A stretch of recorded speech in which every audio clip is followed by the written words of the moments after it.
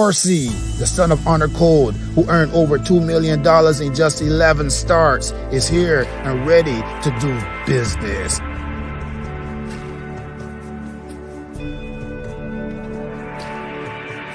Corsi is here to do business.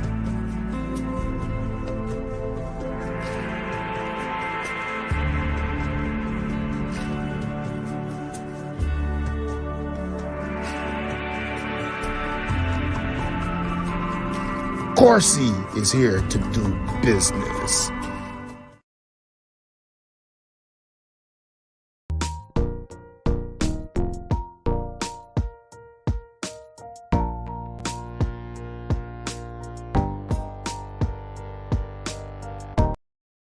All right, welcome back to the platform.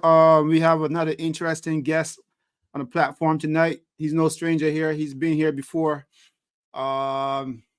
We got to get into it tonight and talk a little bit about Florida, talk about Mark Casse, talk about Nicholas Tomlinson. Nicholas Tomlinson, welcome to the stage, my friend. Thank you for having me back. I forgot to give you the introduction. That's all good. I appreciate you having me back on. Hey, man, welcome to the platform again, man. Thank you. How's everything going? You know, everything's all good. Already, somebody's already saying, "What up, Nick?" I guess one of your people. Yeah, probably, yeah. Hey, you're a very popular guy, man. Coming from Brampton to Florida. True Canadian, or is that erased now? No, I'll always be Canadian. Canada's always going to be home for me. So you can take the Canadian out of Canada, but you can't take the Canadian out of the Canada out of the Canadian. You know, I was gonna say you can't take the Cannon out of Nick. That'll be Nick Cannon. Yeah. I don't think I want to be like him. He's got too many kids. Absolutely. I guess. I mean, too many. Do you have any kids right now? No, not right now. No. Okay, I see. I guess you're just practicing.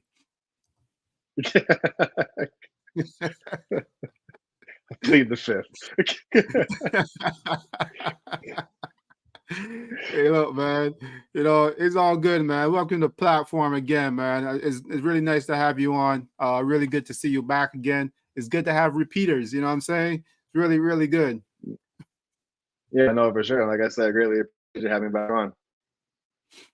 You know, we were just talking backstage earlier about down in Colonial Downs. Can you share a little bit about the experience down there this past summer?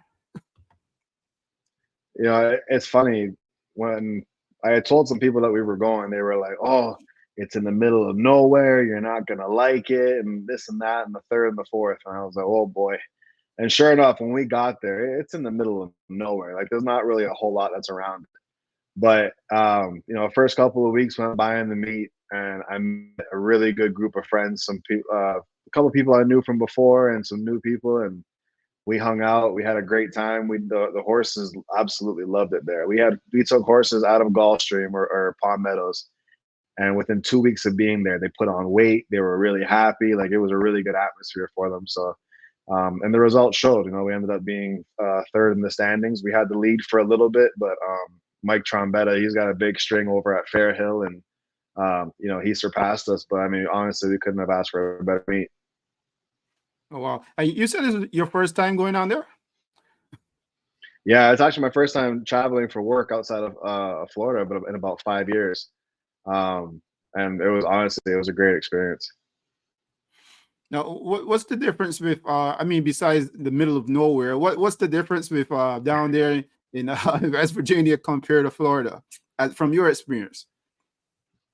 You know, in the summertime in Florida, when you walk out of the door, it's hot and it stays hot all day and it never cools off. In Virginia, it gets hot, don't get me wrong, but at least in the morning there's a bit of a break, and then as the night kind of goes on, it starts to cool off. And also, with there not being a whole lot around there, it's the atmosphere is very quiet. So obviously during training hours, it's the hustle and bustle. But as the day winds down, it gets really quiet there. I think the horses just kind of like the peace and quiet.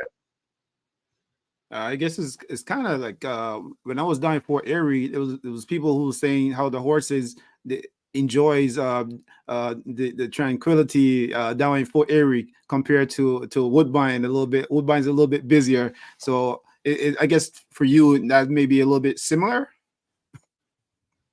Yeah, no, for sure. I mean, we lived in Richmond, so Richmond is it's pretty hustle and bustle as well, but that's like 30 minutes away from Colonial. But the horse aspect, I would definitely say that the tranquility helped more than anything for them.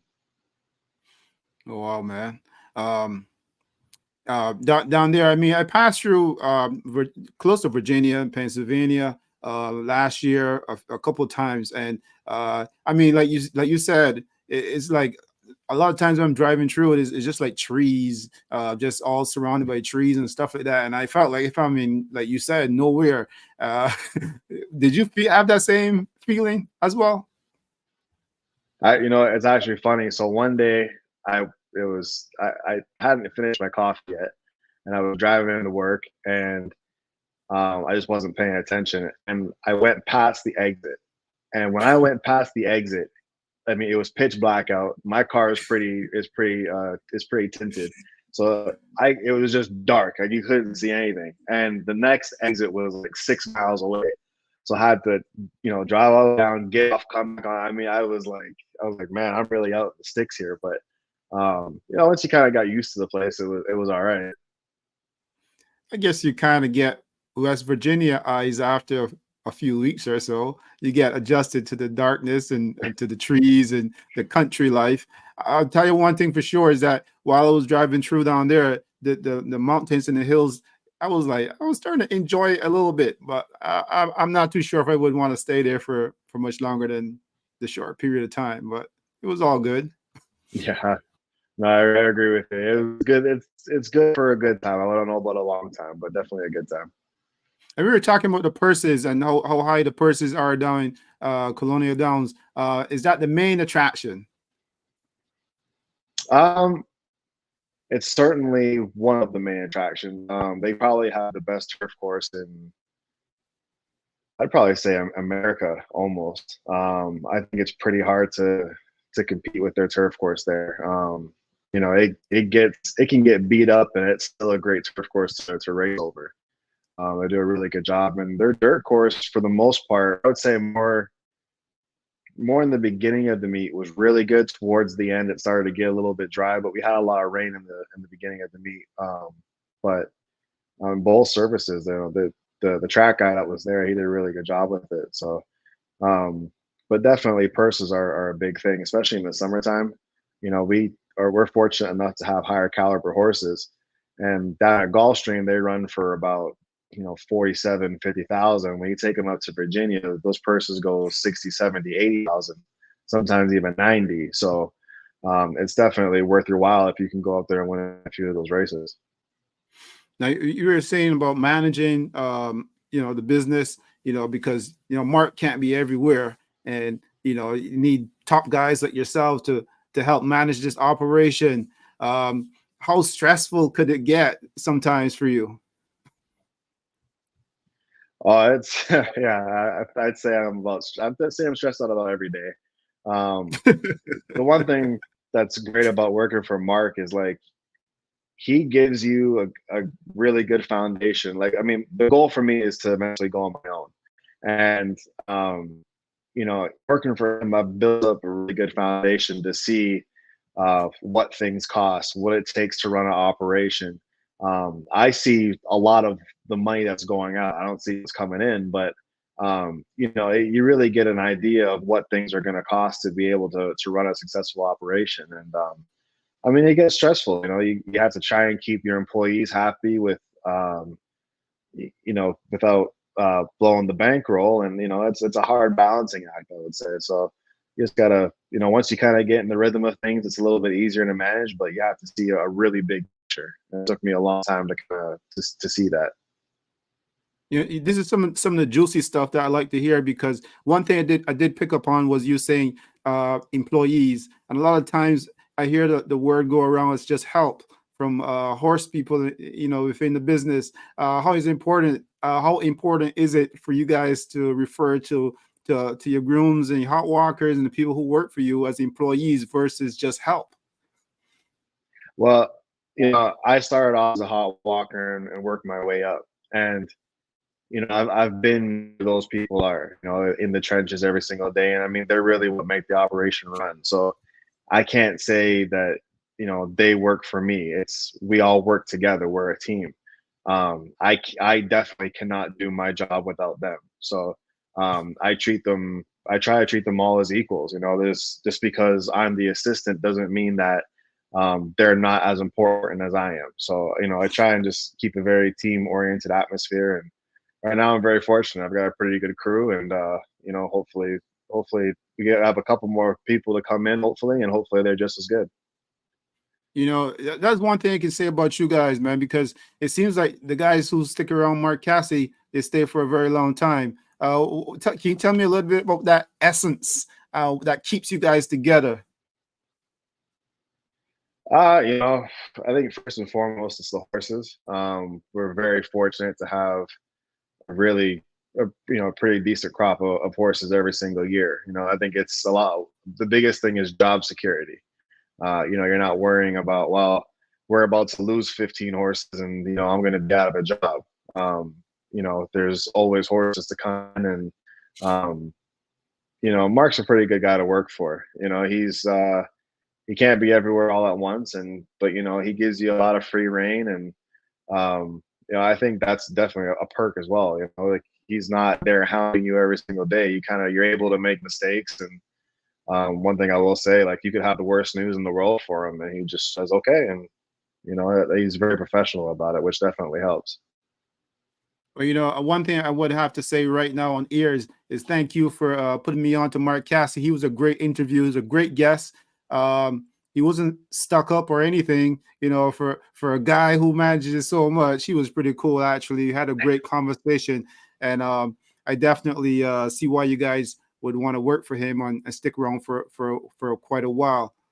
I also got to say this, man. I met your dad, Brian. You know, is you're just the lightest shade of him. But I gotta say, I don't know where you pick up this, because it's almost like Mark Casse could be your dad, because you guys got the same kind of demeanor. You're not overly too excited. You're not too calm. You know your business, and you just kind of like keep on track. Is that something that you pick up from him, or what? I've always been a very laid back person. I mean, my mom's pretty laid back. My dad's fairly laid back for the most part as well. So, I think I've always been just laid back and kind of go with the flow. And I mean, don't get me wrong, there's times where I get frustrated, but I think you just kind of, as the years have definitely gone on, I've noticed I've gotten more mature and handle things a lot more better in life than I have in my earlier 20s. That's for sure. And what keeps you from being so cranky at sometimes? Because I'm pretty sure there must be some down times where horses don't perform the way you want them to, or maybe a jockey or a groom or someone comes up short somewhere with something. You gotta fly off the wagon and say something crazy. Or does that ever happen? No, it definitely happens. Keeps me from flying. That's a good question. I'm very hard on myself, I would say. It's when the horses aren't performing or you're expecting a certain result and it doesn't happen, it gets frustrating. And that's, I don't know. I always want to win. Every time we go over there, I want to win. I don't want to run second or third. I mean, if they run well, I'm happy. I'm not gonna sit here and say that I'm not happy, but the intent is to go down there and win every single time. And although it's not possible, if we're not winning at a high enough rate to my standards, I definitely get I definitely get hard on myself. But you just gotta know how to pick yourself back up and get back out there. And that's how it's gonna go. There's gonna be lots of ups and downs, and You just hope that you ride the lows as hard as you ride the highs. You know, I often hear that from guys who are really professional. You know who say that to me a lot? Rocco Boyne. He's always the hardest critic for himself. Did you get a chance to see him while he was down there? I think about 2 or 3 weekends ago. I did, yes. I've always wanted to meet him. You know, I follow him on social media. I think he's one of the hardest working jocks out there, and I really hope opportunities start coming his way because I think he really deserves it. Um, it was very brief. You know, I just kind of said, "Hey, how you doing?" You know, we're at the time we were pretty busy. I was having to pull horses out and do some stuff, but you know, I definitely would have loved to have had some more time just to kind of chat with him and you know just kind of pick his brain and see what it's all about. Because like I said, you know, just watching him on social media, you can see that he works hard. So hopefully the opportunities come and you know he has a lot of success coming up. Yeah, I certainly hope so too, man. He really puts in the effort and he tries really hard. He tries to I think he tries, like, I won't say overly too hard because he gets down on himself if he comes up short, but he definitely puts in the effort. I think when he's at his most comfort, that's when you'll start seeing the best out of him. But that's just between me and him and you and everybody else who's watching.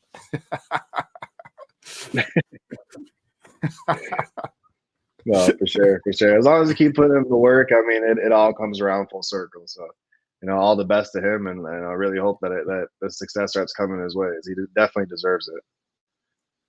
Now, who's the jockey that rides for you the most down in Florida? I think it was Edwin something Gonzalez or something.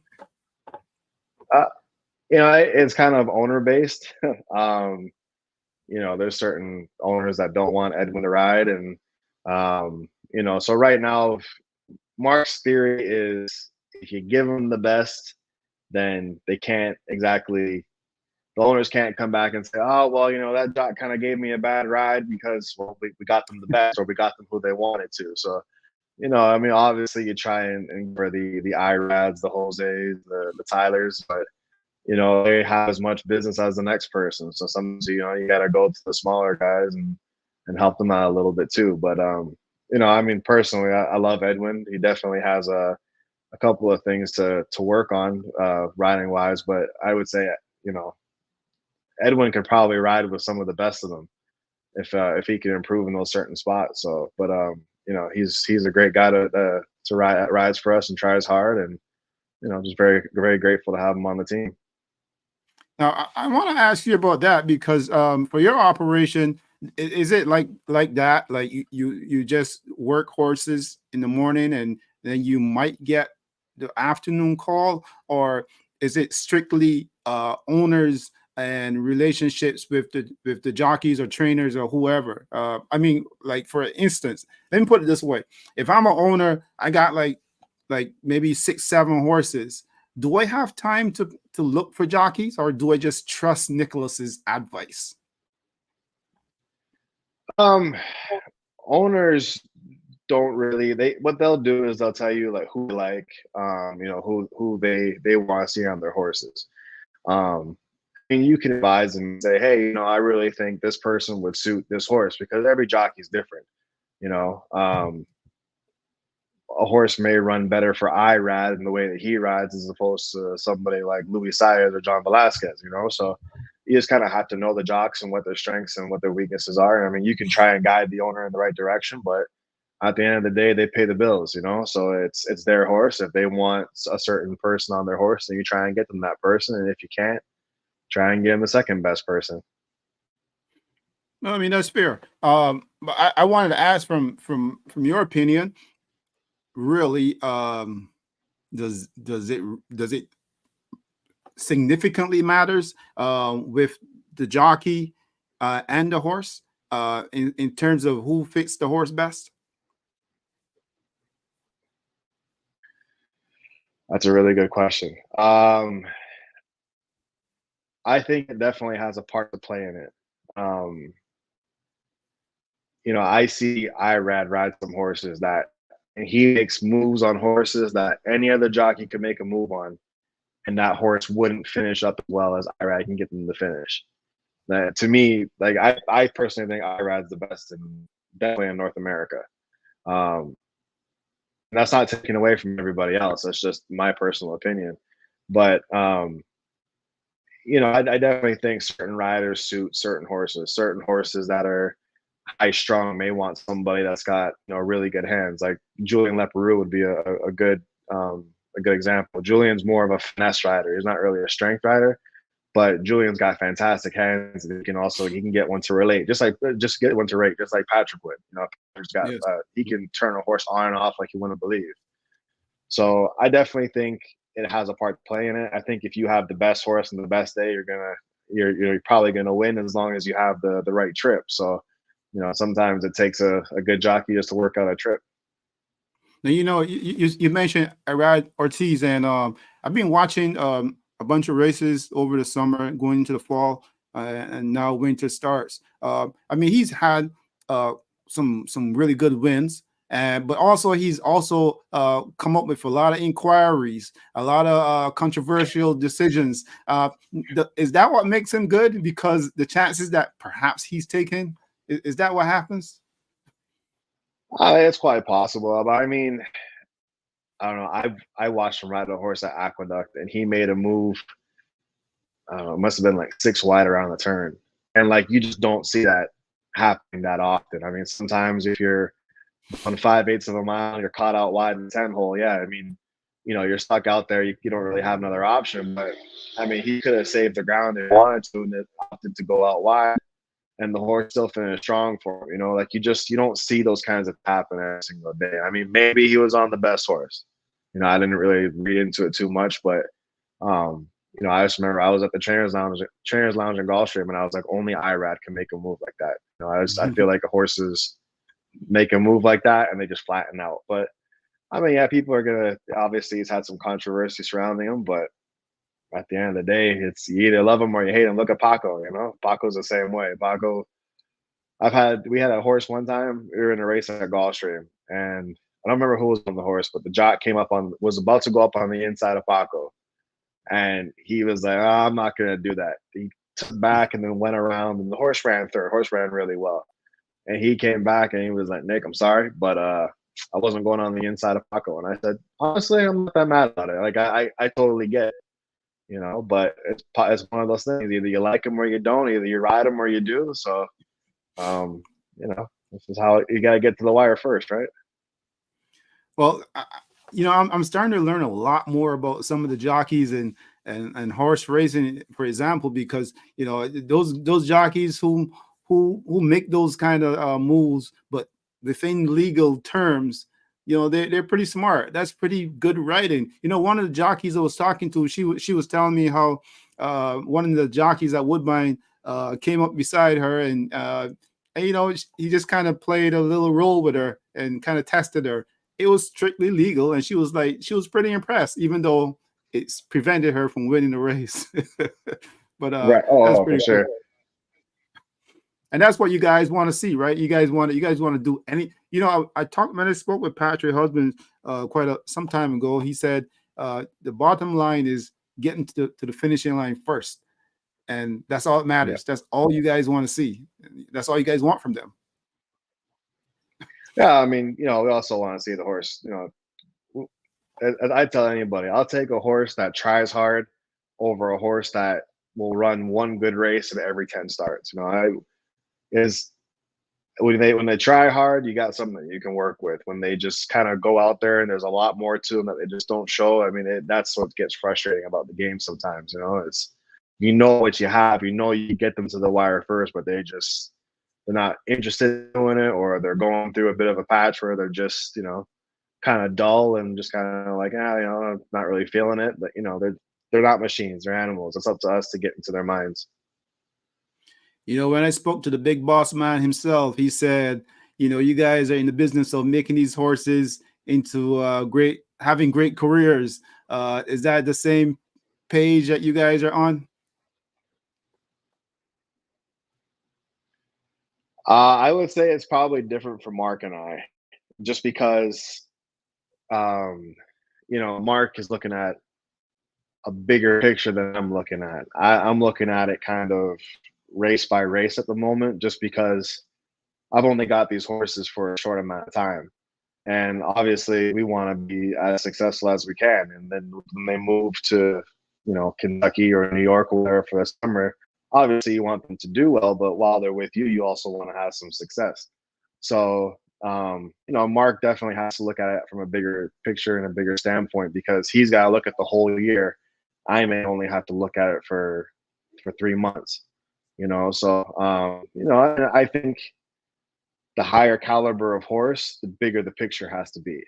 The horses that are on the cheaper side that you can run every 3 weeks, you're kind of going race by race with them and hoping that it all works out. But if your goal is the Breeders' Cup, you got to go from the Breeders' Cup and work your way back for the higher caliber horses. So his picture is, I would say, is definitely a lot different than mine, but I think it kind of has to be.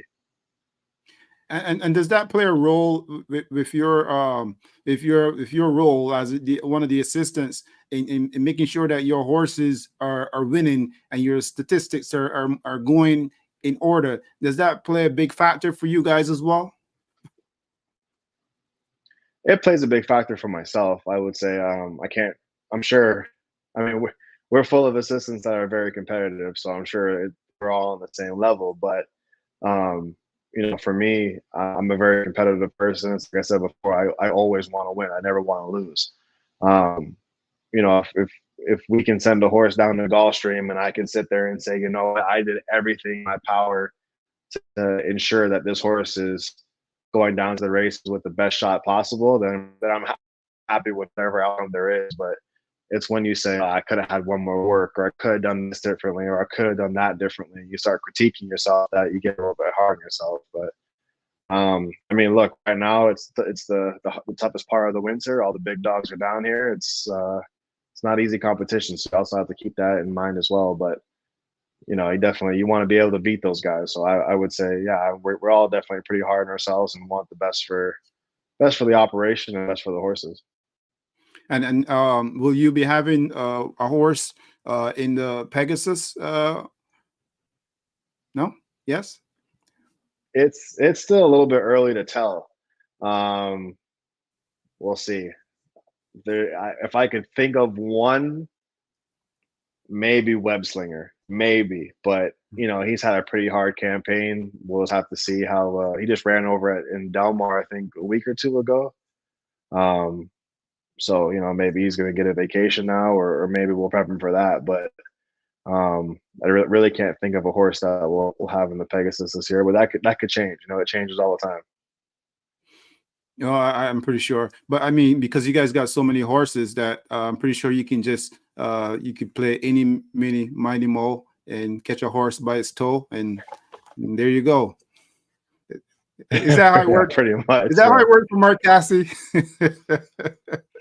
Yeah, it's just a lot of organizing. It's one horse comes in this day and you get organized, and then 3 come in the next day. You gotta get reorganized again. And you just, like I said, you just want to be able to stay on top of everything. Because if you get too far behind, then it's hard to catch up. But once you get caught up, you're okay.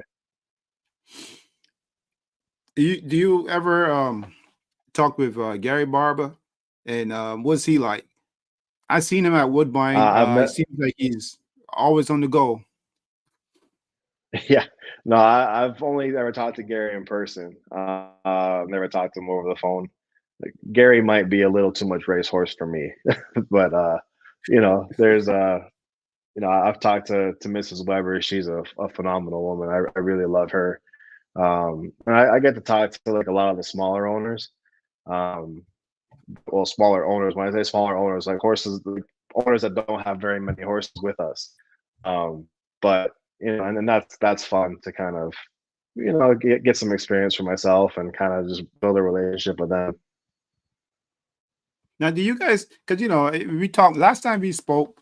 Well, the first time we spoke, you talk about perhaps one day you getting your own string of horses and so forth. Is that something that Mark Casse often talk to you guys about and welcome?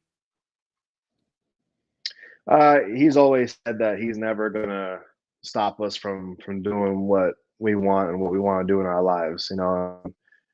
He'll support us as much as we can, but I think back in the day, the stories that I hear was, this one trainer would have an owner with 5 horses, and they'd say, you know what, you're ready to go on your own, take this owner and go. But the dynamic of the game has changed so much. I don't think trainers are.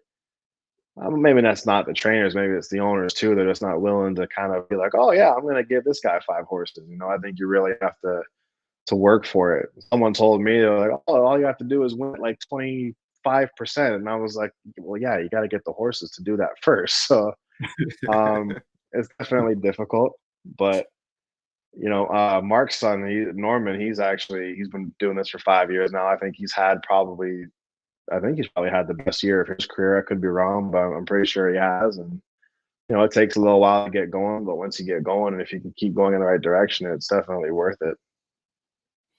Yeah, yeah, yeah, for sure. Yeah, he's has some really good horses, some really good races. I've seen him some of his horses pull out some big shockers. There was one down in Saratoga or somewhere, pull off a really big upset one time. It was so big that the TV blew up. Man, it's crazy. Yeah, no, he's done really well for himself. He's a good guy, so I'm glad it's all working out for him. Yeah, yeah. Now, within the assistants around, I guess Gulfstream. I guess Mark may have one down in California as well, and over here in Canada. Is there any kind of rivalry? Any kind of who does the best and so forth? Is that a thing? I don't think so. Not that I know of, at least. um, I think everyone's kind of very comfortable where they're at. We all try and work with each other as best as we can. It's I think people find it crazy. Like sometimes I don't really like I won't communicate with the guys in Kentucky or Woodbine, but my communication doesn't go that far horse wise. Most of the time I'll send a horse from Palm Meadows to Ocala. I have to communicate with the guy there, and then if that horse leaves and goes wherever, then he's got to communicate with that person. So, um, but I mean, I think for the most part, if we all like a horse or whatever, or we've had a horse, we can call each other up and put our heads together and figure out what's going on or what we need to do better. Is it? Are you guys going through a slump right now? I mean, Woodbine is really doing all the damage for Cassie right now. Sophia Vives, she's doing everything crazy over there. Um, do you ever tell Mark or encourage Sophia Vives to come over and ride over in Florida? I mean, yeah, it drives me a little bit crazy, if I'm not busy enough. I would definitely, I'd definitely like to be. In an ideal world, I'd love to have all the horses with me and be able to, train them every day and kind of do my thing. But I mean, obviously, there's a bigger picture that needs to be looked at. And Sophia, she's done fantastic for herself. We're really, really happy for her. I've known Sophia since she was like a young girl. I mean, I was up in Ocala 9 years ago, and I met her dad, and I met her. And I think she's 21 now, so you do the math, and to see her grow into what she is now, she's done really well for herself, and she should be very proud. Yeah, definitely. Probably will be apprentice of the year, probably for Canada. Uh, For it's quite sure. an achievement compared to last year, and now she's doing so much damage. I don't. It's almost like if she sits on any horse and it just wins. That's crazy. Some jockeys, they have just this natural ability to get a horse to run for them. It's unbelievable. I've got a guy right now that he rides here and there in the afternoon, but he exercise rides for us, and I feel like anything that I put him on, the horse just runs for him. So if I want a good breeze into a horse, I'll put him on the horse instead of somebody else, and I think I don't know, it always works out to where they run for him. I don't know what it is, but that's how it is. And those type of people, they usually have a very good career. I want to pick your brain a little bit and just see if we can pass any advice to any of the young jockeys. Because there's always a lot of young jockeys um, coming up from Barbados looking for a chance.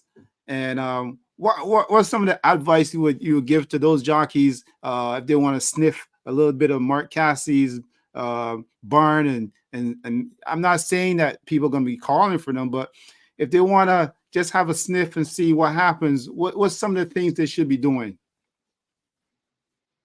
I would honestly say just work hard. Your best bet if you want to break into Mark's operation is go to Ocala, let him see what you got. If a lot of trainers, if it's their idea, it's a good idea. If it's somebody else's, they might him and haw over it a little bit. But you got to work hard. You got to prove that you fit in with everybody. And if he sees that you deserve a chance, then he's going to give it to you.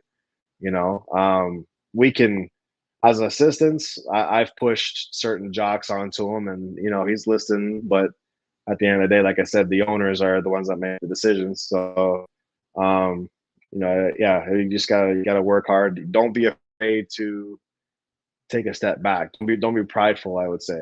I had a good friend of mine that I met up at Colonial, and he was at this. The track was open 6 days a week.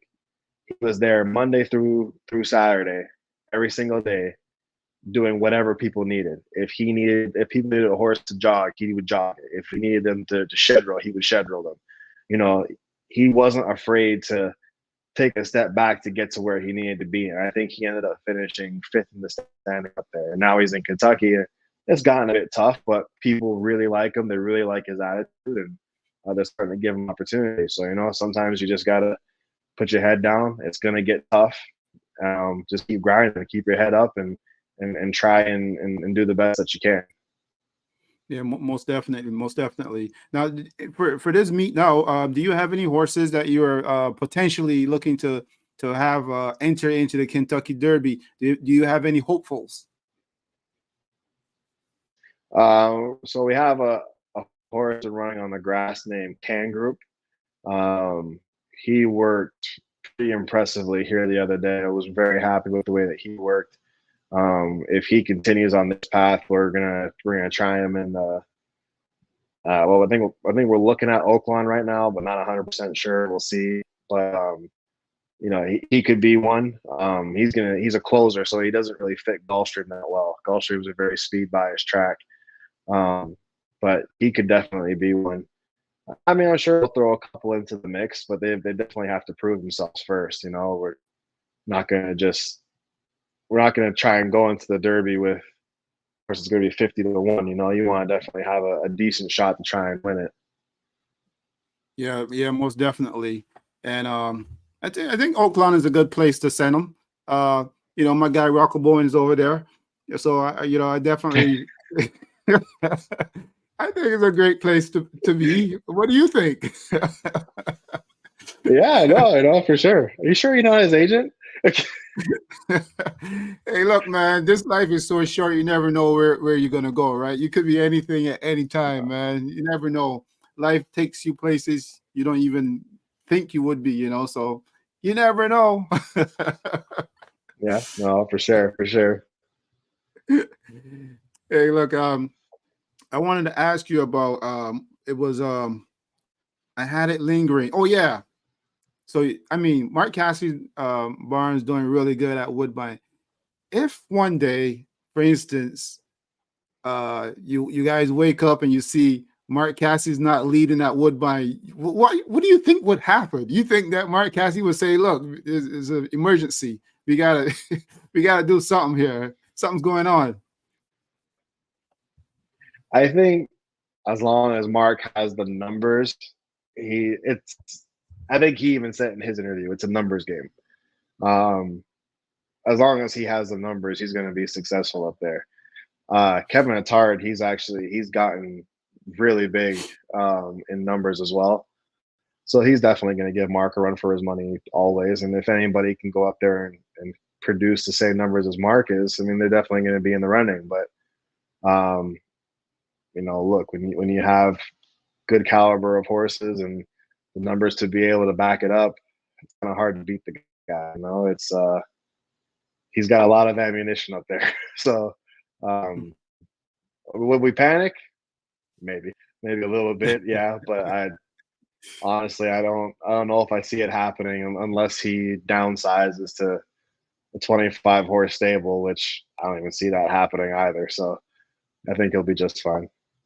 Yeah, when I spoke with him, he was like, there was a point when he was thinking of maybe downsizing. Then he was like, nah. He actually boosted up. He was like, you know what, I'm all in. You know, everything is on the table. You know, spin the table, let's go. Yeah. Well, one thing about him, he honestly sometimes he amazes me because there's times where you sit there and you go, "This is not gonna work," and all of a sudden it works, and you're just like your jaw drops, and you go, "How?" And he goes, he always told me, he goes, "You can't be afraid to steal third. Sorry, you can't steal third if you're afraid to get off of second." Basically, meaning like if you're never gonna take a chance, you're never gonna get anywhere. So sometimes you just gotta do it. Yeah, I found that very interesting because he said to me that he's been very lucky. He says because this whole thing is one big game, but he's been very lucky with his success. So I find that very interesting. And I had to think about it for a minute or two because I mean he's quite right. Well, he's got great assistants. Well, well, that we cannot contest. That's the facts. You just gotta look to see. Those are the facts. You got Nicholas out there in Florida. That's the recipe for success right there, right? I've never spoken Yeah, to exactly. I've never spoken to the guy at Woodbine, David Adams. I've never spoken to him. I've said hi, but we've never Mhm. had this conversation. But I would love to hear his take on this as well too. It would be quite interesting. Oh no, for sure. I honestly, I admire David. I tell Mark all the time, there is no way you could pay me enough money to go up there and do that man's job. I think he's unreal to me. So yeah, he's a phenomenal horseman. So which makes it even better. Now, are you coming back for the winter for Christmas or anything like that, or there's no way that's happening? No, my downtime was kind of in the summertime.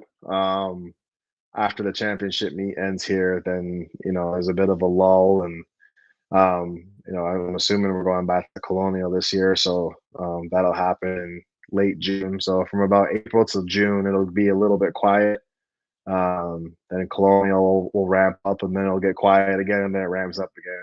It's a roller coaster, really. Yeah, and this winter meet is always the exciting part for me because there's a lot of focus there. I would only assume that most jockeys want to get away from the cold and want to come down to Florida and and riding some good races. So does that make you excited as well? Yeah, I mean, I definitely think the Kentucky racing is really flourishing right now. So I think Kentucky and also Oakland got a really good colony right now. So back 3 or 5 years ago, the championship meet was definitely a lot more different, in my opinion. There was a buzz around it, and everybody got excited. It was the best of the best, and but now with Kentucky being so good, and living in Kentucky versus living in Florida are two completely different things. The cost of living in Kentucky is significantly cheaper, and also the cost of doing business. So it's definitely more appealing to stay up there. I mean, although you have to deal with the cold, um, when numbers wise and figures, it's pretty beneficial to a lot of people. So I mean, I would definitely say this year it's a bit different. There's not as big of a buzz, but definitely things should start picking up around Pegasus time.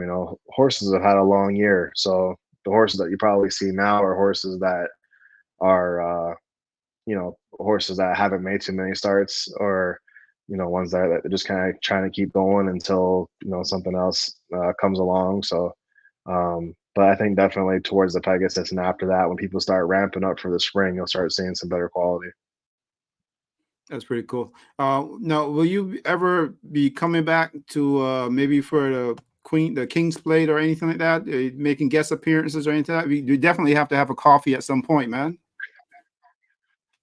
Yeah, I know. I would love to. I believe me, I miss Tim Hortons like you wouldn't believe. The coffee down in America is terrible.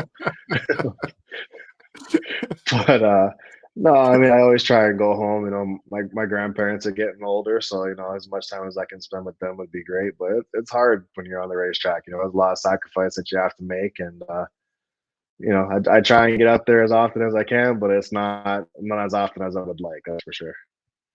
Yeah, definitely. I can see that. One thing I'm learning, and I've learned over the last several months, is the lifestyle.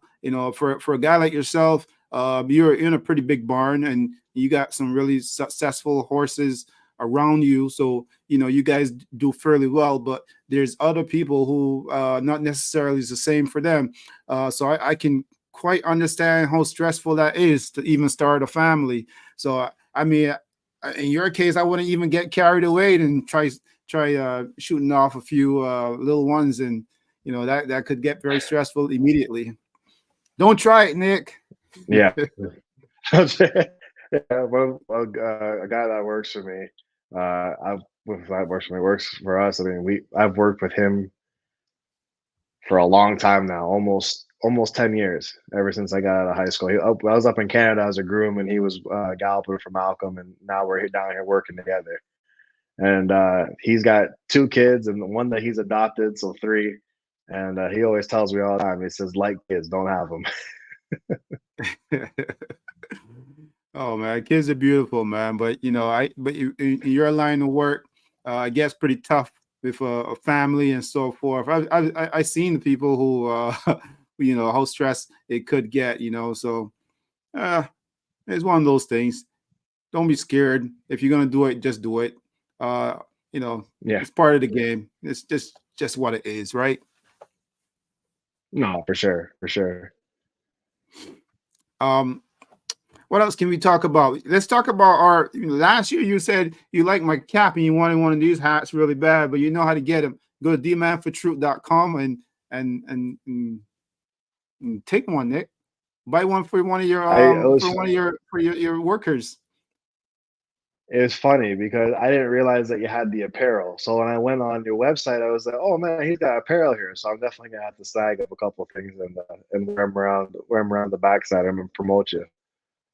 That's pretty cool. I appreciate that, man. If down in Florida, there's a lot of chicas, and there's some really good caprice that's online there, so they can check them out behind the scenes. Definitely know where I'm heading with this here. I'll send them all over to your website so they can buy up all our apparel. Hey, that's just a little bit of fun, man. But definitely, please spread the word. I really appreciate it. It's taking me some time to try to put this thing together. Lots of help from different. Well, my main person who's did a relatively good job in putting this website together for me, and spends a lots of time on it. Still a work in progress. So I appreciate anyone and everyone who's logged on and try to buy a gift or two for for the people. Make this thing happen. Now, is there any news No, for sure. coming out? Go ahead, Nick. Hey, sorry, was that any news? Yeah, I was going to ask you any news from your camp down in Florida. Is there? What's the buzz like now in Florida? Any hot topics? Anything that we can try to log on and get interested about? Right now, things they're fairly quiet. Like I said, the horses have had a long year. Mark's given a lot of them time off, but probably in into January and so on and so forth, they should start to rear up. But I mean, I think you just definitely have to keep an eye on our horses, watch where we're going to be running them, and hopefully we'll have a couple in the Derby preps. Mark really wants to win a Derby. Maybe that'll push him into retirement a little bit faster, but we'll have to see. But listen, I've been to the Derby twice, and that was an unreal experience. So, um, anytime that we can get there, we definitely want to be there. Yeah, definitely. That that would be something. There'd be a lot of people cheering for him. It's always great to see one of the guys from this part of the woods or spend some time over here, get into that Kentucky Derby. It's always something to cheer for because, to be honest, a lot of times you just see horses that are so good. You never know what's going to happen. You never know. Just got to Well, get there, right? it's like that's a lot of trainers say, you could have the best horse on the best day, and it still doesn't work out. I mean, sometimes the best horse doesn't always win the race, and if you're the saying is if you're in the stall, you have no chance. But if you're out there and you're on the racetrack, then every horse in that race has a chance. There's never a guarantee in horse racing. That's for sure. Well, I think that's going to cover it for tonight. And I want to thank you, man, for coming on.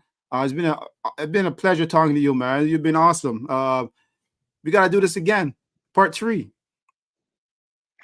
Anytime, Derek. And I greatly appreciate you having me on. And I wish you nothing but success, and just keep going. This is great. Yeah, the same for you, man. Hopefully one day we'll see you with your big outfit and support from Mark and support from everyone else. And I'm pretty sure you'll be awesome. You seem that you got a sound head on you, and you've got a ton of experience lately. You don't have any babies to worry about. The only babies you got to worry about is the 2-year-old horses, right? Yeah. No, I mean, hopefully pretty soon I'll be on my own. Everything's, I think, experience wise, I'm ready enough. I think, you never stop learning, but experience wise, I think I'm definitely ready. It's just more of a financial thing. I want to be able to make sure that I'm set up financially before I'm able to make that jump, and hopefully it'll be successful. Oh, that's pretty awesome. And you know what? And I'm pretty happy to hear and excited to hear the love and support from Mark himself in encouraging you guys to build on what you guys have started and to expand on the knowledge and everything else that you've learned and everything else that you've done over the years, man. So I want to wish you all the best and nothing but success. Thank you, Derek. You as well. Okay. Thank you, Nick. All right.